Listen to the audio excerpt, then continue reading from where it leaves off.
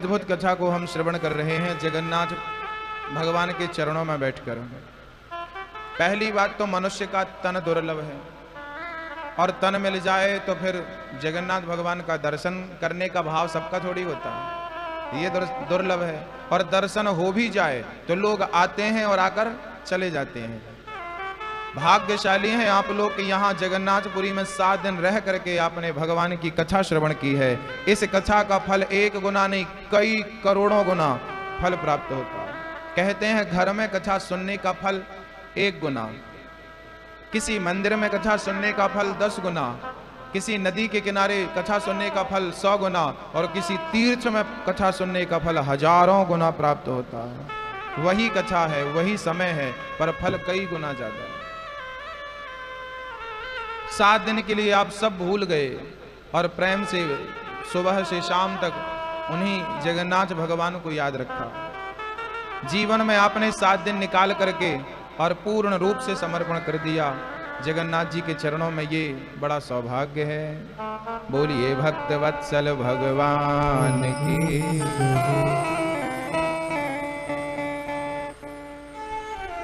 आज हम लोगों ने जगन्नाथ भगवान की रसोई का दर्शन किया और एक माँ का भी दर्शन किया। वो माँ कौन है, आपके अंदर जिज्ञासा होगी। वो सबसे पहले जो हमने एक स्त्री का दर्शन किया, एक माँ का, वो आज के युग की कर्माबाई है। कर्माबाई नाम सुना आपने? राजस्थान की एक लड़की का नाम। लड़की छोटी थी, 5-6 वर्ष की थी। पिताजी एक दिन परदेश जा रहे थे कहीं काम से। उनके घर पे भगवान जी थे। अब पिता जाए तो बेटी से कह दिया, बेटी मैं जा रहा हूं। अच्छा, वो बाप बेटी ही थे, कोई नहीं था। बाप जाने लगा तो बेटी से कहा, बेटी मैं जितने दिन नहीं आऊंगा तुम उतने दिन भगवान जी की खूब सेवा करना, पर याद रखना कि इन्हें खिलाना बढ़िया से।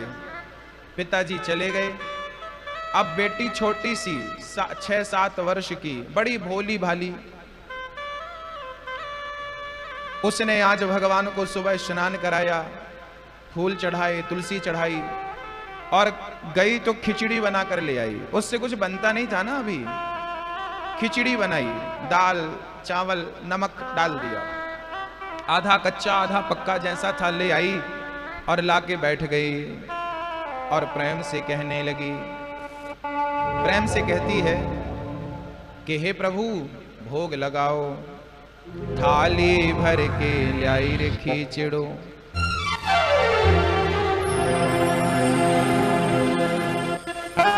थाली भर के लाई रे खिचड़ो, ऊपर घी की बाट की, जीमो हमारा श्याम धड़े, जिमावे पुजारी जी जल्दी आए। दरवाजा खोला तो भगवान के मुख पे चावल का दाना लगा था, क्योंकि उसने खिलाया तो था पर मुंह पहुंचना, जल्दी भाग गए तो भूल गई। अब पुजारियों ने देखा कि भगवान के मुंह पे चावल का दाना लगा है। आज किसने चावल का भोग लगाया? गांव में डिंडोरा पीटा जगन्नाथपुरी में, किसके घर चावल बना है? तो ये कर्माबाई बर्तन धुल रही थी। पुजारियों ने पूछा, क्यों तूने भगवान को भोग लगाया है? हाँ। तो ये बता तू मंदिर में कैसे गई? वहां तो दरवाजा बंद था, ताला लगा था। कर्माबाई बोली, मैं नहीं गई, वो आए और वो आज नहीं रोज आते हैं और कहते हैं कि माँ तू अच्छा खिचड़ी बना के सुबह सुबह नाश्ता करा देती है। पुजारी जी तो 12-1 बजे खिलाते हैं। अब पुजारियों ने कहा कि ये मजाक कर रही है, झूठ बोल रही है, क्या कल आएंगे? हाँ। अब पुजारी छिप कर बैठ गए और दूसरा दिन फिर हुआ, फिर जगन्नाथ जी को बुलाया, भगवान आए। कर्माबाई खिला रही थी। सबने देखा कि कर्माबाई किसी को खिला रही है पर जगन्नाथ किसी को नजर नहीं आए। सारे पुजारी आ गए, माँ क्या आपको भगवान दिख रहे हैं? बोले हाँ। तुम्हें दिखाई नहीं पड़ रहे हैं ना? कर्माबाई ने जगन्नाथ जी से कहा, क्यों प्रभु आपने दर्शन नहीं दे रहे हो क्या? ये तो आपके पुजारी हैं। तब भगवान ने कहा, माँ ये मेरे दर्शन के योग्य नहीं है, क्योंकि जितना सच्चा भाव सच्चा हृदय तेरा है, इतना सच्चा हृदय इन लोगों का नहीं है, और तेरी जैसी सरलता जिसके अंदर होगी वही मेरा दर्शन कर सकेगा। तब कर्माबाई ने जिद करी, तब भगवान ने उन्हें दर्शन दे करके कृतार्थ किया। भक्ति हो तो कर्मा जैसी सांवलियो घर आवे गो, भक्ति हो तो कर्मा जैसी सांवलियो घर आवे गो। भक्ति भाव से पूर्ण हो के हरख हरख गुण गावे गो, भक्ति भाव से पूर्ण हो के हरख गुण गावे गो। साचो प्रेम प्रभु से हो तो, साचो प्रेम प्रभु से हो तो मूरत बोले काठ के, जीम हमारा शाम घड़े जिमावे बेटी जाट के। जीम हमारा शाम घड़ी जिमावे बेटी जाट के। ओ जीम हमारा शाम घड़े जिमावे बेटी जाट के। जीम हमारा शाम घड़ी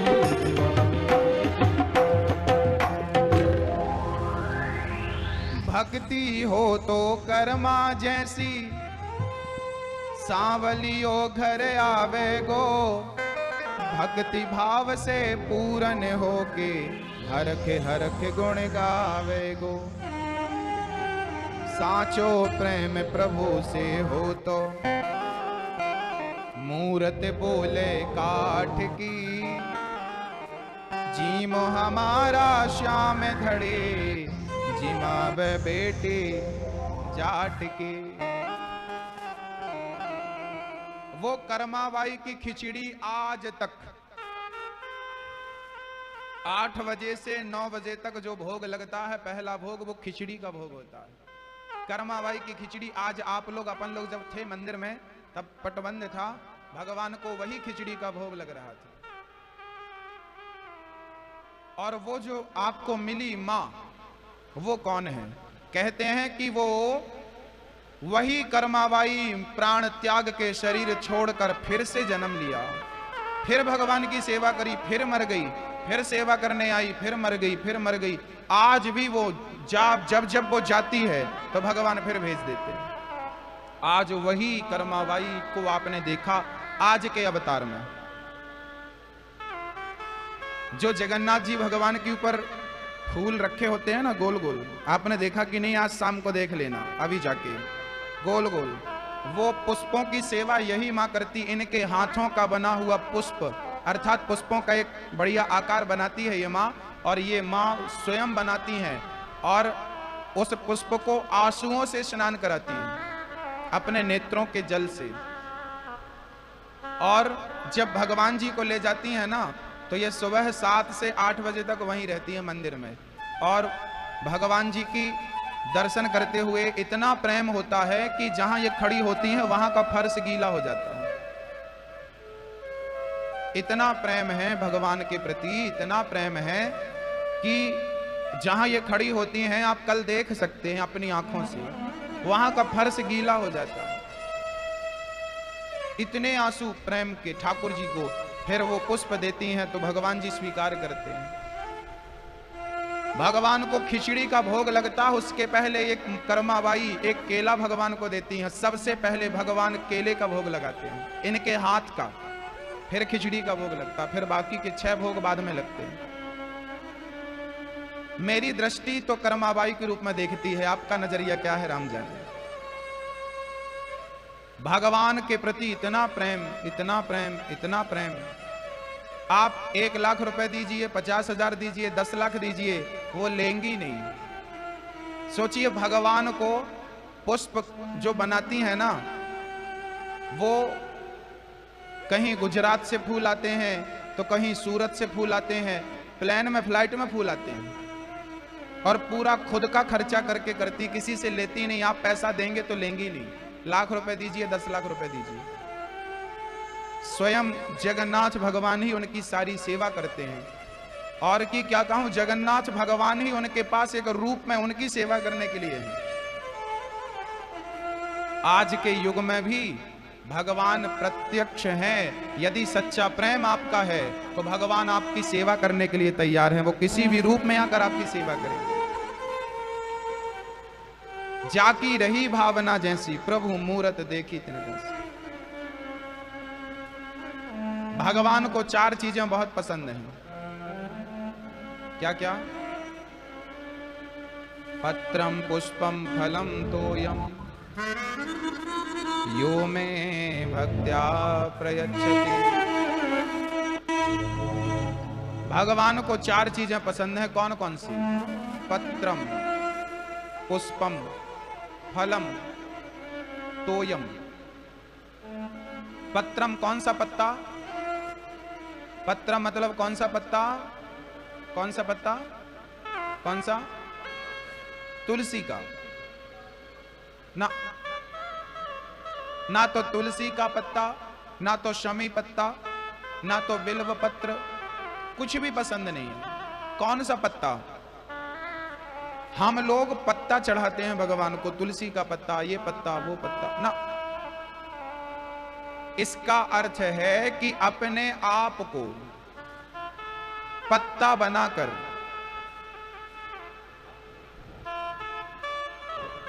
अपने आप को पत्ता बनाकर, पत्ता मतलब ये तिनका, ये क्या है? ये तिनका, अपने आप को तिनका बना करके पत्ता के समान हल्का, पत्ता हल्का होता है, सबसे कम वजन होता है, पत्ते की तरह हल्का कर लीजिए, तिनका बना करके अपने आप को, अपने शरीर को पत्ता बनाकर भगवान के चरणों में चढ़ा दीजिए। यही पत्रम चढ़ाना है, ये पत्ता। भगवान के मंदिर में जाओ तो क्या बनकर जाओ? कभी मंदिर जाना ना तो एक तिनका लेकर जाना।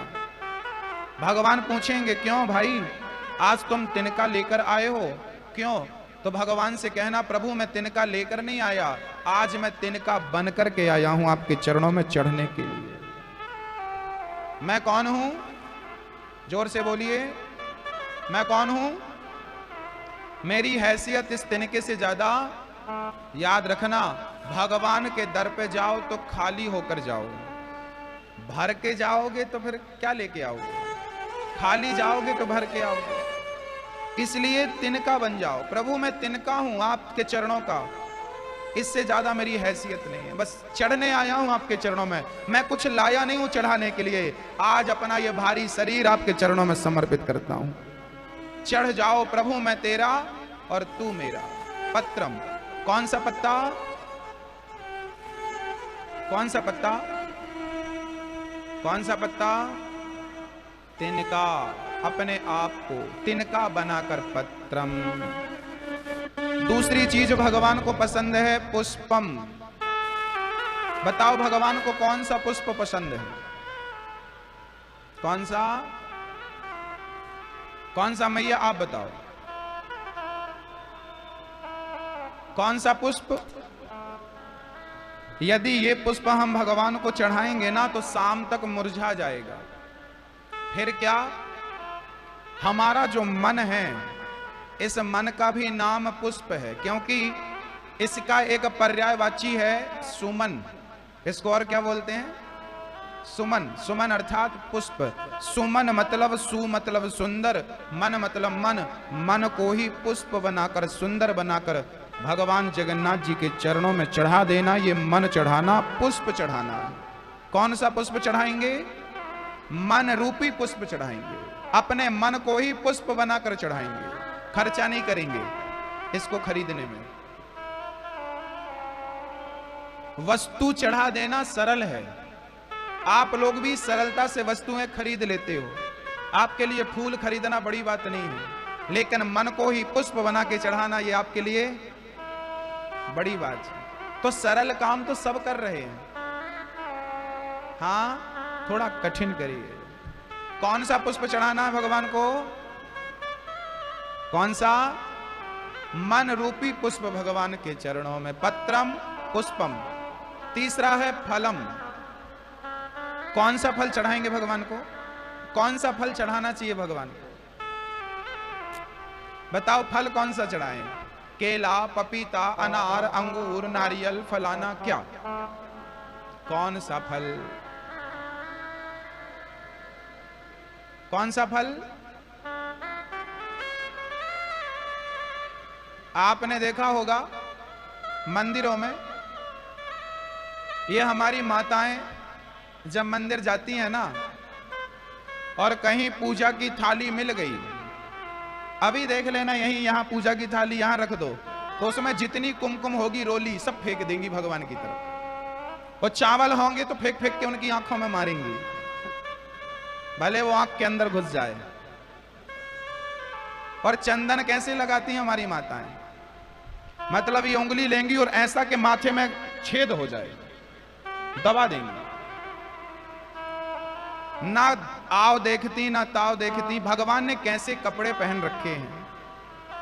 आप सिंदूर लगा रही हो, फेंक रही हो। एक बार मैं वृंदावन दर्शन करने गया तो वहां पर भगत लोग, श्रद्धालु लोग खड़े थे। पट खुलता है 7:15 बजे बिहारी जी का। जैसे ही पट खुला, एक सज्जन के हाथ में फूलों की माला थी, ऐसी बढ़िया वाली।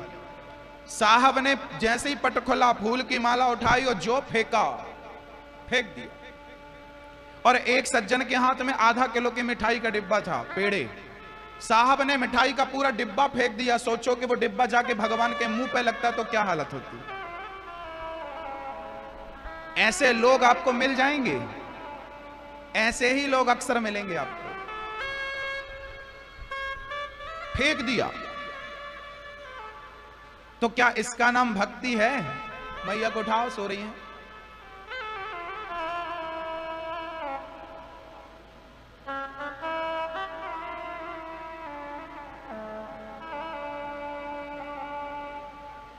ये भक्ति है? फेंक दिया।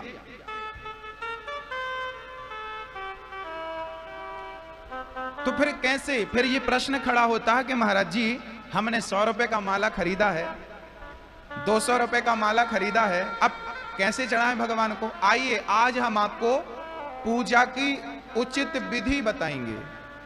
आपकी वस्तु पहुंच भी जाएगी और आप उचित भक्त रहेंगे, मतलब जो विधि विधान है उस पे आप रहेंगे। आओ आज हम आपको एक मानसिक पूजा की ओर लेकर के चलते हैं। जरा सभी लोग पालथी मारकर बैठो और रीढ़ की हड्डी बढ़िया से सीधी कर लो। कुर्सी में बैठे हो तो पालथी नहीं मार पाओगे, आप केवल रीढ़ की हड्डी सीधी करो। ये मुद्रा बनाओ और अपने घुटनों पर रखो, और जैसा जैसा मैं कहता जाऊं वैसी वैसी आप कल्पना करते जाना। कल्पना जानते हैं? मैं जैसा जैसा कहता जाऊं वैसी वैसी कल्पना आप करते जाना, सोचते जाना। अब सभी लोग अपने नेत्र बंद कर लीजिए और कल्पना करिए, भाव बनाइए कि हमारे सामने जगन्नाथ जी खड़े हैं। उनका सुंदर सा स्वरूप है, कृष्ण के रूप में खड़े हैं। हाथों में बांसुरी है, घुंघराले घुंघराले बाल हैं, बड़ी बड़ी आंखें हैं, सुंदर सी कजरारी कजरारी आंखें, गले पे सुंदर सी मोतियों की माला सुशोभित हो रही है। भगवान की मुस्कान बड़ी सुंदर है, वो हमारी तरफ टुकुर टुकुर देख रहे हैं और हम बड़े प्रेम से बढ़िया कमल की माला, कमल के पुष्पों की माला, नील कमल, आज बढ़िया सी माला बनाकर अब हम भगवान श्री कृष्ण के गले पे माला पहना रहे हैं। दर्शन करिए, आप माला पहना रहे हैं भगवान जी को, और वो इतनी सुंदर माला है कि ठाकुर जी के गले पे जाते ही वो माला और भी सुंदर हो गई। आप हाथ जोड़ करके भगवान जी के सामने खड़े हैं, उनको टुकुर टुकुर देख रहे हैं। पास में ही राधा रानी खड़ी हैं। राधा रानी भी बड़ी सुंदर, अद्भुत दर्शन है माँ जी का। आपने राधा रानी के गले पे भी कमल की सुंदर सी माला पहनाई और बढ़िया सोने की सिंहासन आपने बनवाई। कल्पना करिए कि एक सोने की बड़ी सिंहासन है और उस सिंहासन पे आप एक तरफ श्याम सुंदर को बिठाल रहे हैं और उनके बाजू में राधा जी को आपने बिठाल दिया। दर्शन करिए कि राधा कृष्ण को आपने सोने की सिंहासन पर बिठाया है। अब भाव बनाइए कि आपने अपने हाथ से बढ़िया मोती चूर के लड्डू बनाए हैं। आपने अपने हाथ से बढ़िया मोतीचूर के लड्डू बनाए, तुलसी का पत्ता डाला और भाव बनाइए, कल्पना करिए कि आप अपने हाथ से कन्हैया को लड्डू खिला रहे हैं और भगवान जी आपके लड्डुओं को बड़े स्वाद से खा रहे हैं। आहा, आपकी तरफ देख रहे हैं और कह रहे हैं कितने स्वादिष्ट लड्डू आपने बनाए हैं। आपने लड्डू खिलाए, अब राधा रानी को भी आपने लड्डू का भोग लगाया, माँ ने भी लड्डू खाए, आपने भी श्याम सुंदर को लड्डू खिलाए, राधा जी को लड्डू खिलाए। अब कन्हैया बोले कि भाई मैं अकेला खाऊंगा, थोड़ा सा तू भी खा। तो भगवान ने अपने हाथ से हमें लड्डू खिलाया। भाव बनाओ, कल्पना करो कि भगवान हमें अपना जूठा प्रसाद समर्पित कर रहे हैं और हम उस प्रसाद को शिरोधार्य कर रहे हैं, प्रसाद ग्रहण कर रहे हैं। अब हम बड़े प्रेम से भगवान के लिए दूध पर मिश्री डालकर बढ़िया पका रहे हैं और जब दूध बढ़िया गाढ़ा गाढ़ा हो गया तब तुलसी का पत्ता डाला, उसे ठंडा किया और भगवान को सोने की गिलास में भरकर श्याम सुंदर को दिया, राधा रानी को दिया और निवेदन किया, प्रभु दूध का भोग लगाओ। अब भगवान दूध का भोग लगा रहे हैं, भगवान दूध का भोग लगा रहे हैं, राधा रानी दूध का भोग लगा रही हैं और पूरा दूध ठाकुर जी ने देखते देखते ग्रहण कर लिया। अब आपने भगवान को बढ़िया से फल फूल खिलाए, श्रृंगार किया, हाथ जोड़कर आप बैठ गए। हे प्रभु, त्वमेव माता च पिता त्वमेव, आप ही हमारी माँ हो। भाव बनाइए कि हम उनसे कह रहे हैं कि प्रभु आप ही हमारी माँ हो, आप ही हमारे पिता हो। त्वमेव माता च पिता त्वमेव, त्वमेव बंधु च सखा त्वमेव, त्वमेव विद्या द्रविणम त्वमेव, त्वमेव सर्वम मम देव देव। हे श्याम सुंदर, हे राधा रानी, मैं पतित हूँ, करोड़ों जन्मों से मैंने पाप ही पाप किए हैं। हे श्याम सुंदर, मुझ पतित को पावन कर दीजिए। हे प्रभु, मैं क्रोधी हूँ, मैं लोभी हूँ, मैं भोगी हूँ, मैं लालची हूँ, मुझ जैसा अधम कोई नहीं है। हे प्रभु, मुझ अधम पर कृपा कीजिए। हे प्रभु, मेरे मन को, मेरी बुद्धि को निर्मल कीजिए, अपने योग्य बनाइए। हे द्वारिकाधीश, हे जगन्नाथ, हे श्याम सुंदर, हे पतित पावन, हे दीनानाथ, हे दीन बंधु, हे भक्त वत्सल, हे करुणा निधान, मुझ पर कृपा कीजिए। मैं आपकी शरण में हूँ। हरि शरणम, हरि शरणम। हे प्रभु, मैं बड़ा अज्ञानी हूँ, बड़ा अधम हूँ। कितना समय गुजर गया, ना तो आपका भजन किया, ना तो आपकी भक्ति की। पूरी जिंदगी भोगों में ही चली गई, पूरी जिंदगी विषयों में ही चली गई, धन कमाने में ही चली गई। हे प्रभु, अब मेरा मार्गदर्शन कीजिए, मुझे अज्ञान के अंधकार से निकालकर भक्ति के प्रकाश की ओर ले चलिए। हे प्रभु, हे श्याम सुंदर, मैं आपको कभी भूलूं नहीं, यही मेरी प्रार्थना है। हे प्रभु, मैं आपको कभी भूलूं नहीं। हे प्रभु, मैं आपको कभी भूलूं नहीं। मेरे अपराधों को क्षमा करिए, मेरे पापों को क्षमा करिए, मुझे अपने चरणों की भक्ति प्रदान करिए। हे प्रभु, मुझे अपने योग्य बनाइए, मुझे अपने योग्य बनाइए, मुझे अपने योग्य बनाइए। मैं आपकी शरण में हूँ, मैं आपकी शरण में हूँ। हे प्रभु, मैं आपकी शरण में हूँ। हरि शरणम, हरि शरणम, हरि शरणम। हे द्वारिकाधीश, हे कृष्ण कन्हैया, मैं आपको कभी भूलूं नहीं। हे प्रभु, मेरे मन मंदिर में आकर आप बैठ जाओ, मेरे रोम रोम में रम जाओ। जब भी आंख बंद करूं प्रभु आप नजर आए, जब भी आंख खोलूं प्रभु आप नजर आए। जिसे देखूं कन्हैया आप नजर आए, जहां देखूं बस आपको ही देखूं। ऐसी भक्ति मुझे दीजिए, ऐसी शक्ति मुझे दीजिए। आइए कल्पना करते हैं कि जब भगवान श्री कृष्ण माँ यशोदा की गोद पर लेटे हैं, तब आप भी वहां पर खड़े हैं और यशोदा का दुपट्टा पकड़ के भगवान खड़े हैं। इस दृश्य को आप देख रहे हैं। यशोदा दही मंथन कर रही हैं और कन्हैया कह रहे हैं माँ मक्खन खिलाओ। तो माँ ने दही मंथन रोका और जो मक्खन आ गया था मटकी से निकालकर गोद पर बिठाकर और छोटे से कन्हैया को मक्खन खिला रही है माँ। दर्शन करिए कि भगवान को माँ यशोदा मक्खन खिला रही है और भगवान मक्खन खा रहे हैं और हम वहीं पर खड़े होकर भगवान का ये दर्शन कर रहे हैं। कल्पना करिए, भाव बनाइए कि गोपियां कन्हैया के कान पकड़ती हैं और कहती हैं कि मैं तब छोड़ूंगी जब तुम नाच कर दिखाओगे। कल्पना करिए कि गोपियों के सामने भगवान चोरी करते रंगे हाथों पकड़े गए हैं और भगवान नाच रहे हैं।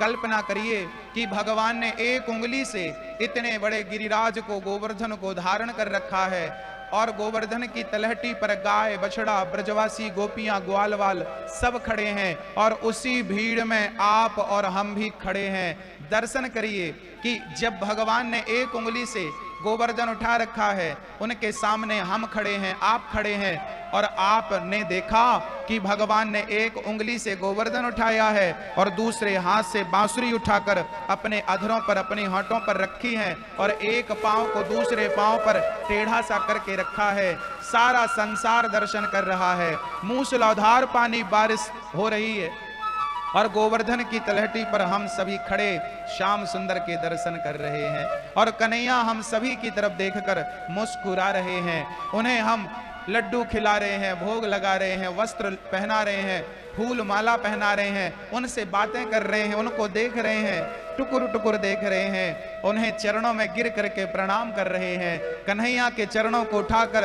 अपने मस्तक पर हम लगा रहे हैं। ऐसी कल्पना करिए कि राधा जी का एक चरण हमारे मस्तक पर है, कन्हैया का एक चरण हमारे मस्तक पर है और मैं कह रहा हूं भगवान के चरणों में गिर करके, आंसू बहा करके, हे प्रभु मैं आपको कभी भूलूं नहीं, हे प्रभु मैं आपको कभी भूलूं नहीं, हे प्रभु मैं आपको कभी भूलूं नहीं।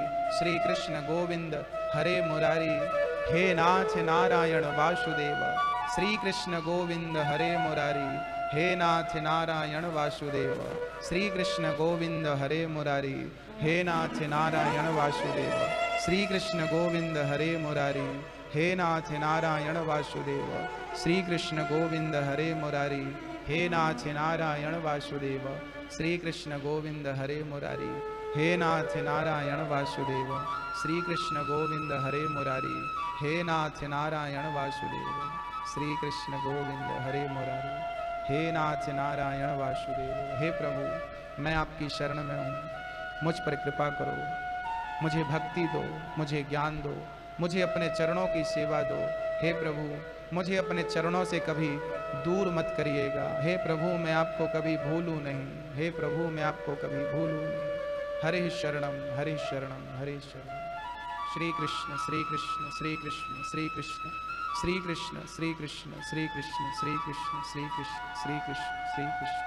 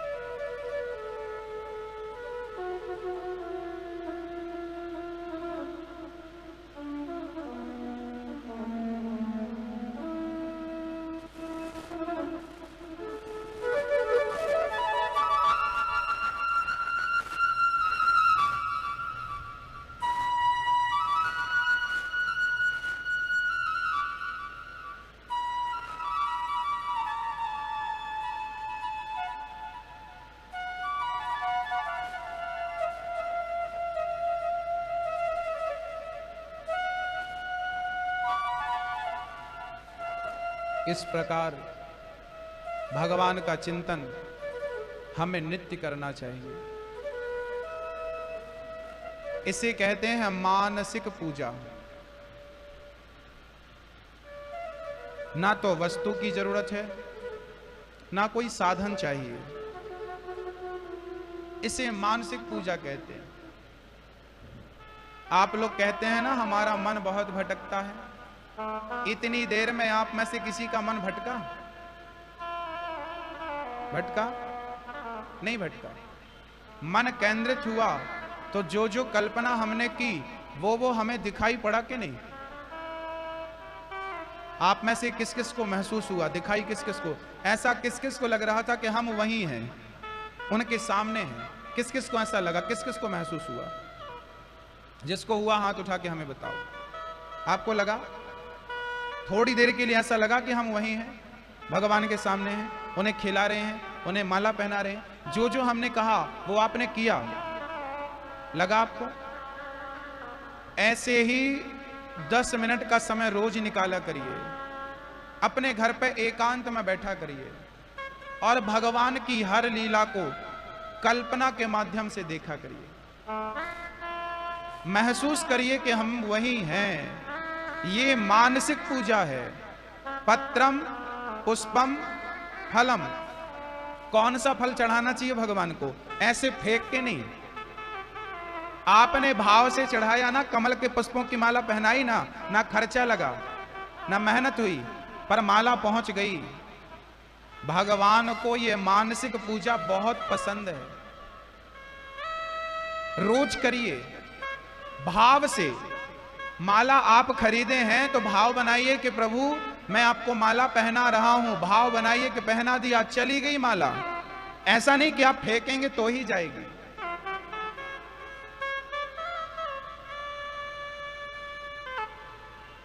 तो क्या, कौन सा फल चढ़ाना चाहिए भगवान को?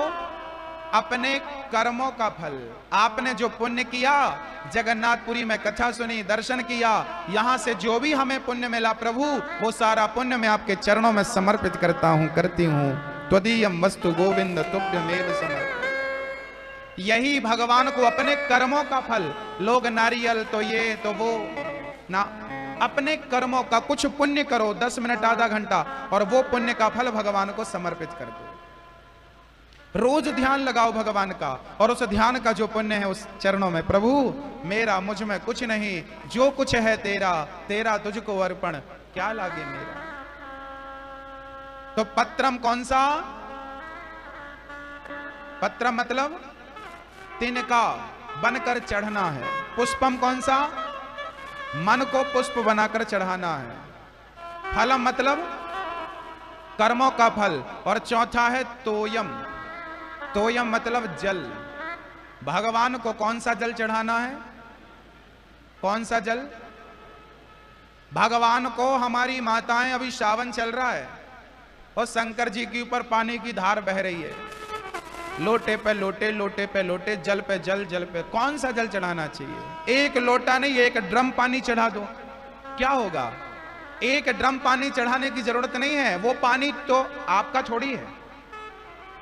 अरे अपना पानी चढ़ाओ, नेत्रों के जल निकालो, प्रेम से भक्ति से। वो एक आंसू आंखों से निकलेगा, और एक बूंद आंसू यदि टपक गया भगवान के चरणों में, तो वो मोती बनकर भगवान के चरणों में समर्पित हो जाएगा। तुम हजारों टन पानी चढ़ा दो और प्रेम के 2 आंसू भगवान को चढ़ा दो, एक बराबर है। सुदामा जी जब भगवान कृष्ण से मिलने द्वारिका गए, तो भगवान ने किस जल से चरणों को धोया? देखे सुदामा की दीन दशा, करुणा करके करुणा निधि रोए। देखे सुदामा की दीन दशा, करुणा करके करुणा निधि रोए। पानी परात को हाथ छुगो नहीं, नैनन के जल से पग धोए। सुदामा जी के चरणों को भगवान ने अपने नेत्रों के जल से धुल दिया। यदि भगवान भक्त के चरणों को नेत्रों के जल से धुलता है, तो क्या हमें भगवान को पानी से नहलाना चाहिए? इसका अर्थ ये नहीं है कि तुम आंसू निकाल के ऊपर चढ़ाओ, बस उनके लिए आंसू गिर जाएं, वो चढ़ गए, वो चढ़ गए। प्रेम के आंसू। गोपियां क्या करती थी भगवान की याद में? अच्छा एक बात बताओ, आपके अंदर कभी इतना प्रेम जागा कि भगवान से मिलने के लिए आप तड़प गए हो, और तड़प इतनी हो कि आंखों में आंसू आ गए हो? क्या ये तड़प आपके अंदर कभी उठी? नहीं उठी ना। मैं चाहता हूं कि भगवान को प्राप्त करने के लिए तड़प ऐसी हो कि दुनिया वालों के लिए ना आप कई बार रोते हैं, पूरी जिंदगी में एक बार कभी जगन्नाथ जी के लिए रोकर देखिएगा। एक बार उन्हें पाने के लिए, कन्हैया क्या जिंदगी पूरी हो जाएगी कि आपका दर्शन नहीं होगा? अरे कभी उनके लिए भी तो रोइए।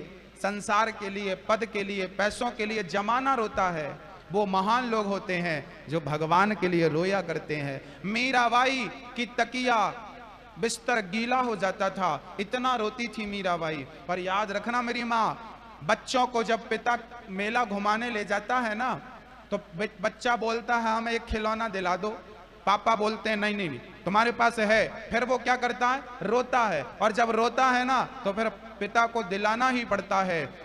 बिना रोए तो खिलौना नहीं मिलता 10 रुपए का, तो बिना रोए भगवान कैसे मिल जाएगा? उसके लिए भी तुम्हें आंसू बहाने पड़ेंगे, और वो प्रेम के आंसू होने चाहिए। राम ही केवल प्रेम प्यारा, पत्रम पुष्पम फलम तोयम। इतना प्रेम हो भगवान के चरणों में कि उनकी कथा सुनने में, उनका नाम लेते ही आंसू, झरझर आंसू गिरने लगे। प्रेम के आंसू। आपके पास सब कुछ है, लेकिन वो आंसू ही तो नहीं है उन्हें देने के लिए। और वो तुम्हारी वस्तु नहीं चाहता कि तुम सोना चढ़ाओ, चांदी चढ़ाओ, सब अपने पास रखो, सोना चांदी हीरा मोती पैसा रुपया अपने पास रखो, बस प्रेम के 2 आंसू से चढ़ा दो, उसका वही सोना है, वही चांदी है। कितनी विडंबना है। एक लड़की की शादी फिक्स हो गई, लड़का देखने आया तो लड़के ने लड़की को अंगूठी दी। रस्म होती है, लड़का लड़की को कुछ देता है, शादी फिक्स हो गई तो लड़की को अंगूठी बढ़िया वाली दी। अब लड़की सारी सहेलियों को बता रही है, देखो मेरे होने वाले पति ने मुझे अंगूठी दी, देखो देखो देखो मेरे पति ने मुझे अंगूठी दी। कबीरदास जी बाजू से निकल गए और कबीरदास जी हंसने लगे। किसी ने कहा बाबा क्यों हंस रहे हो? तब कहा कबीरदास जी ने, कितनी विडंबना है, जिसने अंगूठी दी उसे याद रखा, पर जिसने उंगली दी उसे भूल गए। जिसने अंगूठी दी वो तो याद है, पर जिसने उंगली दी उसे हम, ये विडंबना है। याद रखना भक्तों, ये मानव का तन बड़ा अनमोल है। आपको कहते हैं ना, जो वस्तु मिल जाती है उसका मूल्य कम हो जाता है। जिसे जो वस्तु मिल जाती है उसके लिए उसका मूल्य कम हो जाता है। जिनकी आंखें नहीं हैं उनसे पूछो कि आंखों का मूल्य क्या होता है। जिनके हाथ नहीं हैं उनसे पूछना कि हाथ के मूल्य क्या होता है। जिनको लकवा मार गया है, जिनके आधा अंग काम नहीं करता, बिस्तर पे खटिया पे पड़े रहते हैं, उनको पूछना कि इन पैरों की कीमत क्या होती है, चलने फिरने का सुख क्या होता है। आपको सब कुछ दिया है और पता नहीं कौन सी चीज कब छिन जाए। जब तक है उसको भगवान के चरणों में लगा दो, सेवा में लगा दो। आंख है तो जगन्नाथ जी का दर्शन करो, हाथ है तो उनके सामने जोड़ करके प्रार्थना करो। ये हाथ किसी की सेवा में खड़ा करो, सेवा में बढ़ाओ। ये पांव है, चलकर जगन्नाथ जी का दर्शन करने जाओ। ये कान है तो इन कानों से उनकी कथा सुनो।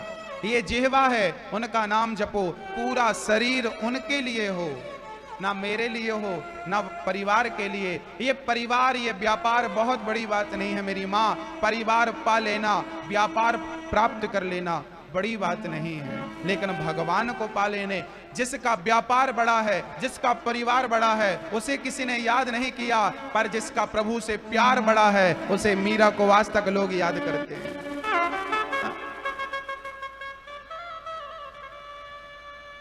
आज आपने जिस मां से मिले, उनके पास बहुत लोग आते हैं, पैसे ले लो, ये ले लो। ना उनने कान पे सोना पहना है, ना नाक पे सोना पहना है, ना हाथ पे। कहीं भी आपने उनके शरीर में सोना नहीं देखा होगा। साड़ी भी बहुत सिंपल 100-200 रुपए वाली। क्यों? क्योंकि उनका कहना है कि किसी के कान में हीरा, किसी की नाक में हीरा, किसी के कान में हीरा, किसी की नाक में हीरा। क्या कहें हम आपसे, हमारे श्याम सुंदर ही हमारे हीरा है। उस हीरा को पाने के बाद और कौन सा हीरा पास में रखूं? उससे कीमती, उससे बड़ा कोई हीरा है? आप लोग ना एक एक इंच जमीन के लिए रोते हो। सास ने ये नहीं दिया बंटवारे में, रोती हो, पर जिंदगी निकल गई, भगवान को नहीं पाया, उसके लिए कभी रोया नहीं। सच्चाई तो ये है ना कि हम भगवान को पाना ही नहीं चाहते। जितनी तड़प परिवार को पाने की होती है, जितनी तड़प धन को पाने की होती है, क्या इतनी तड़प कभी भगवान को पाने की हुई? कभी नहीं हुई। और जब तुम तड़पोगे नहीं, मिलेगा कैसे? तुम्हारी गरज ही नहीं है। याद रखना मेरी मां, मछली को तड़पना पड़ता है, पानी से निकाल दो कैसी तड़पती है। बस वैसी तड़प जब तक भक्त के अंदर नहीं होती, तब तक भगवान उसे प्राप्त नहीं होता। भगवान तड़प से मिलता है। जब भक्त तड़पता है ना उसे पाने के लिए, और तड़पता हुआ व्यक्ति फिर उसे कुछ अच्छा नहीं लगता, केवल वो अच्छा लगता है। बस ईश्वर प्राप्त हो जाएगा। मैया जी, भगवान ने कान कितने दिए हैं? आंख 2, हाथ 2, पांव 2। शरीर के बहुत सारी चीजें भगवान ने शरीर में 2-2 दे रखी हैं। अब बताओ दिल कितने हैं? दिल कितने हैं? दिल 1 या 2? जिस भगवान ने 2 हाथ दिए, 2 किडनियां दी, 2 पांव दिए, वो 2 दिल नहीं दे सकता था? 2 दिल भी दे सकता था चाहता तो, पर नहीं दिया। क्यों? क्योंकि भगवान कहते हैं कि मैंने 2-2 दिया है, तो एक अपने पास रखो, एक मेरे लिए रखो। कैसे? आंख 2 है, एक आंख से पत्नी को देखो, पति को देखो, परिवार को देखो, बच्चों को देखो, पर दूसरी आंख सदा भगवान के चरणों में लगी रहे, इसलिए भगवान ने 2 आंखें दी हैं। एक हाथ परिवार के लिए बढ़े, पत्नी के लिए, पति के लिए, माँ के लिए, पिता के लिए, परिवार के लिए, धन के लिए, व्यापार के लिए, तो दूसरा हाथ सदा जगन्नाथ की सेवा के लिए बढ़ता रहे, सदा धर्म के लिए बढ़ता रहे, सत्कर्म के लिए बढ़ता रहे। इसलिए 2 हाथ ईश्वर ने दिए। एक पांव से माँ के लिए चलो, पत्नी के लिए चलो, पति के लिए चलो, बच्चों के लिए चलो, व्यापार के लिए चलो, पर दूसरा पांव सदा जगन्नाथ की ओर बढ़ता रहे, भगवान की ओर बढ़ता रहे। इसलिए 2 पांव दिए हैं। 2 कान क्यों दिए? एक कान से पत्नी की सुनो, पति की सुनो, परिवार की सुनो, परिवार के साथ व्यापार की सुनो, पर दूसरा कान सदा कथा सुनने के लिए, भगवान के चरणों के लिए रिजर्व रखना। बहाना मत बनाना, आज काम ज्यादा है, आज कथा नहीं सुन पाएंगे। हाँ, काम तुमने बहुत सुना, काम तुमने बहुत किया, कथा कभी कभी मिलती है तो क्यों छोड़ते हो? क्योंकि एक कान भगवान ने रिजर्व इसलिए रखा है कि तुम दूसरा कान मेरी कथा में ही लगाना। हाँ, अब दिल एक है। अब यहां समस्या आ गई कि यहां पर किसको बिठाएं? दिल। अब आप बताओ, आपने अपने दिल में किसे बिठाया है? अपने पति को, अपनी पत्नी को, अपने बच्चों को कहां बिठाया है? दिल में। कभी कभी पति कहता है पत्नी से, हम तुम्हें दिल से प्यार करते हैं। हाँ? हमने तुम्हें दिल पे बिठा रखा है, तुम हमारे दिल में हो। अब समस्या यह है कि पत्नी दिल में बैठी है तो जगन्नाथ कहां बैठेंगे? पति दिल में बैठा है तो बेटा दिल में बैठा है, बेटी दिल में बैठी है, पैसा दिल में है, तो जगन्नाथ जी तो फिर आउट। दिमाग में किसको बिठाया है? जगन्नाथ जी को दिमाग में बिठाया इन्होंने। आइए समझते हैं कि दिल और दिमाग चीज क्या है। एक पत्नी ने अपने पति से कहा, सुनो कहां हो? बोले बाजार में। तो 1 किलो गुड़, 1 किलो शक्कर और 1 किलो घी ले आना, खत्म हो गया। हाँ हाँ ले आऊंगा। पति वापस घर गए, पत्नी ने कहा शक्कर गुड़ घी कहां? अरे तेरी बात दिमाग से निकल गई। कहां से निकल गई? अक्सर बातें कहां से निकलती हैं? आप लोग कहते हैं ना यार आपकी बात दिमाग से निकल गई। जो चीज दिमाग में रहती है ना वो जल्दी निकल जाती है। और सोचो यदि भगवान को तुमने दिमाग में रखा तो निकल जाएगा। इसलिए भगवान को दिमाग में नहीं रखना। कहां रखना है? एक बहू मेरे पास आई, गुरुजी सास ने गाली दे दी। हमने कहा दे दी तो भूल जाओ। बोले कैसे भूल जाए, दिल में लग गई। गाली कहां लग गई? और जो दिल में लग जाती है ना, वो भूलती नहीं है, याद रखना। दिमाग की चीज जल्दी भूल जाती है, दिल की चीज कभी नहीं भूलती। इसलिए दिल में भगवान को रखो ताकि कभी ना भूल सको, और दिमाग में परिवार को रखो ताकि जल्दी भूल जाए। दिल में कन्हैया को और दिमाग में पत्नी को, पति को, बच्चों को, परिवार को, व्यापार को, ताकि मरने के पहले सब भूल जाए। और दिल में रहेगा ना तो निकलेगा नहीं। तो दिल में किसे रखो? जगन्नाथ जी को। और दिमाग में किसको? पत्नी को दिमाग में रखो, पति को दिमाग में। दिल में ना कचरा ना करो। इन सबको दिल में रखो कि कचरा हो जाएगा। आदमी जहां रहता हो वहां गंदा कर देता है कि नहीं, ये बताओ। आप लोग जिस कमरे में हो, जब मिला था बढ़िया साफ सुथरा था, अभी देखो गंदा हो गया। तो हम लोग जहां रहते हैं वहां गंदा होता ही है। और दिल में रहेगी पत्नी, दिल में रहेगा पति, दिल में रहेगा परिवार, तो गंदा तो होगा। और फिर गंदा होगा तो गंदा कैसे चढ़ाओगे? तो उसे साफ सुथरा रखो। हाँ, दिमाग कचरा हो जाए चलेगा, दिमाग से सब निकल जाएगा। तो एक दिल भगवान ने दे दिया। इसलिए मीराबाई कहती हैं कि हे प्रभु, क्या बताऊं मैं आपसे। अब किसी महफिल में जाने